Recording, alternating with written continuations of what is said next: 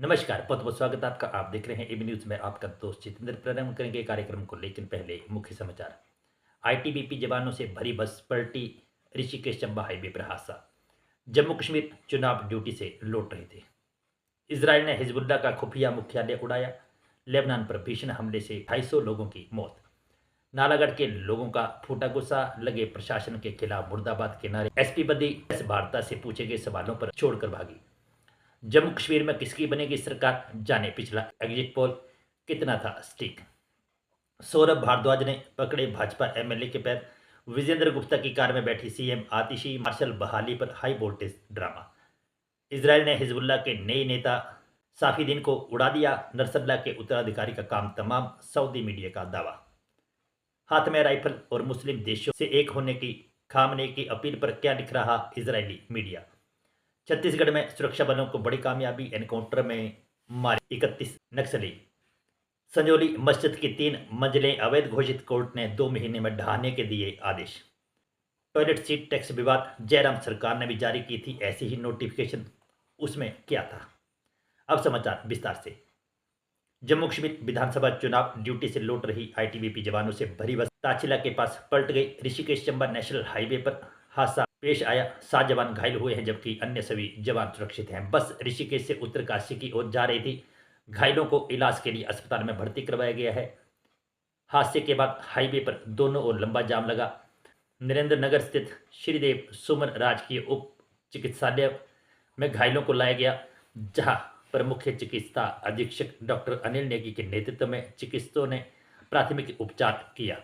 ITBP के जवानों के साथ मेडिकल टीम के सदस्य अजय एवं मिलन ने बताया कि उनकी टीम द्वारा घटनास्थल पर घायलों को प्राथमिक उपचार दिए गए। जानकारी के अनुसार आईटीबीपी की 2 बसें जवानों को लेकर जा रही थी, तभी ताचला के पास पहली बस के ब्रेक फेल हो गए और बस पलट गई। उन्होंने बताया कि आगरा खाल की तरफ आईटीबीपी की दूसरी बस के भी ब्रेक फेल हो गए थे। सूत्रों के अनुसार यह पुरानी बसें हैं और इनको बदलने की मांग भी की जा रही है, लेकिन चालक की सूझबूझ से दूसरी बस के सभी जवान सुरक्षित हैं। अगली खबर। इजरायल ने हिजबुल्ला के कई कमांडरों को ढेर करने के बाद अब लेबनान में उसके खुफिया हेडक्वार्टर को भी उड़ा दिया। इजरायली सेना की ओर से दक्षिणी लेबनान में किए गए हमले में कम से कम 250 लोग मारे गए हैं। इससे ईरान बौखला गया। ईरान का कहना है कि अब वह पीछे नहीं हटेगा। इजरायली सेना ने कहा है कि उसने बेरूत में शुक्रवार को हिजबुल्ला के खुफिया मुख्यालय को निशाना बनाया। इसके साथ ही आतंकी समूह के टॉप कमांडरों को मार गिराया। एक अस्पताल को हिजबुल्ला आतंकी कमांडर सेंटर के तौर पर इस्तेमाल कर रहे थे, उसे भी हमले में ध्वस्त कर दिया गया है। ईरान के सर्वोच्च नेता अली खामनेई ने कहा है कि इन हमलों से तेहरान की सेहत पर कोई प्रतिकूल प्रभाव नहीं पड़ा। अब वह किसी भी कीमत पर पीछे नहीं हटने वाला है। उत्तरी लेबनान एक शरणार्थी शिविर पर हमले में हमास अधिकारी सईद अला अली और उसके परिवार की भी मौत हो गई। हमास ने यह जानकारी दी है। अगली खबर। हिमाचल में शिमला, मंडी, हमीरपुर के बाद नालागढ़ में हिंदू समुदाय के लोगों ने प्रशासन के खिलाफ रोष प्रदर्शन किया। नालागढ़ के पूर्व विधायक केएल ठाकुर भी प्रदर्शन में पहुंचे और विधायक के खिलाफ भी पक्ष लेने के और पुलिस पर दबाव बनाकर आरोपियों को छुड़ाने के आरोप लगे। आपको बता दें कि पिछले 2-3 दिनों से किसी विशेष सामुदायिक युवकों ने एक युवक को धमकी दी थी, जिस कारण मामले को ने ज्यादा तूल पकड़ लिया।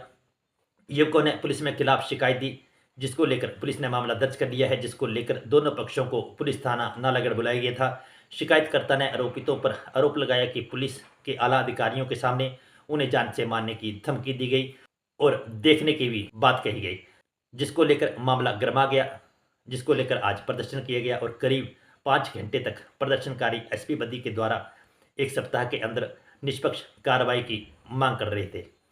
हिंदू समुदाय के लड़कों ने बोला कि हमें जिन्होंने अपराध किया है वह पुलिस थाने में बैठकर खाना खाते हैं और चाय पीते हैं, और हमें बार बार पुलिस और एसपी की तरफ से बोला गया कि कानून को अपने हाथ में मत लीजिए। क्या हम अपराधी थे? अगली खबर। जम्मू कश्मीर और हरियाणा दोनों प्रदेशों में विधानसभा चुनाव परिणाम 8 अक्टूबर को सामने आ जाएंगे। इससे पहले लोगों को एग्जिट पोल का बेसब्री से इंतजार है, जो आज देर शाम आ जाएगा। हरियाणा में मतदान समाप्त होने के बाद एग्जिट पोल आएंगे। मोटा मोटा अंदाजा इससे लगाया जा सकता है कि किस पार्टी पर जनता ने इस बार भरोसा जताया है। जम्मू और कश्मीर में करीब 1 दशक बाद 18 सितंबर से 1 अक्टूबर तक 3 चरणों में मतदान हुए। केंद्र शासित प्रदेश में 63.45% मतदान हुआ। जो हाल ही में हुए लोकसभा चुनावों में दर्ज मतदान से ज़्यादा है। 2014 में जम्मू और कश्मीर में 25 नवंबर से 20 दिसंबर तक 5 चरणों में मतदान हुआ था। मतदाताओं ने जम्मू और कश्मीर विधानसभा के लिए 87 सदस्यों को चुना, जो 19 जनवरी 2020 को अपना 6 साल का कार्यकाल पूरा करने वाला था। हालांकि पीडीपी और बीजेपी सरकार इस तारीख से पहले गिर गई, जिसके परिणाम स्वरूप यह राष्ट्रपति शासन लगाया गया। अगली खबर, दिल्ली में बस मार्शलों की बहाली के मुद्दे पर शनिवार को हाई वोल्टेज ड्रामा देखने को मिला। दरअसल दिल्ली की मुख्यमंत्री आतिशी आम आदमी पार्टी और बीजेपी विधायकों के साथ बस मार्शलों की बहाली को लेकर कैबिनेट नोट सौंपने और उस पर मंजूरी के लिए उपराज्यपाल बीके सक्सेना के कार्यालय पहुंची थी। आम आदमी पार्टी का कहना है कि बीजेपी विधायक सचिवालय से भागने लगे, लेकिन मंत्री सौरभ भारद्वाज ने उनके पैर पकड़कर उनको रोका। आपने कहा कि बस मार्शलों की बहाली के लिए बीजेपी विधायकों के सामने कैबिनेट नोट पास करने के बाद उक्त नोट को लेकर एलजी के पास सीएम आतिशी और आम आदमी पार्टी के मंत्री और विधायक गए थे। इस दौरान बीजेपी विधायकों ने भागने का पूरा प्रयास किया, लेकिन मंत्री सौरभ भारद्वाज की सूझबूझ से उन्हें भागने नहीं दिया गया। इस घटनाक्रम के बाद सौरभ भारद्वाज आप विधायकों और बस मार्शलों को राजनिवास रोड से हिरासत में ले लिया है। दिल्ली पुलिस ने इलाके को खाली करवाया है। अगली खबर, हिजबुल्लाह नेता हसन नरहल्ला के बाद अब उसका संभावित उत्तराधिकारी हाशिम साफीदीन भी मारा गया है। शुक्रवार को दक्षिणी बैरूत में इजरायली हमले में साफीदीन की मौत हो गई। हमले के दौरान वह समूह के नेताओं के साथ बैठक कर रहा था। सऊदी अरब के मीडिया आउटलेट अल हदाद ने शनिवार सुबह इसके बारे में जानकारी दी। इससे पहले शुक्रवार को इजरायली सेना ने बताया कि उसने बेरूत दक्षिणी उपनगर दहियाह में हमले में हिजबुल्लाह के संभावित नेता साफीदीन को निशाना बनाया था। हालांकि शुक्रवार को साफीदीन की मौत की पुष्टि नहीं हुई थी। 3 इजरायली अधिकारियों ने शनिवार सुबह न्यूयॉर्क टाइम्स को बताया कि हमले में साफीदीन समेत हिजबुल्लाह के वरिष्ठ अधिकारियों की एक बैठक को निशाना बनाया गया। साफीदीन हिजबुल्लाह की कार्यकारी परिषद के रूम में समूह के राजनीतिक मामलों को संभालता था।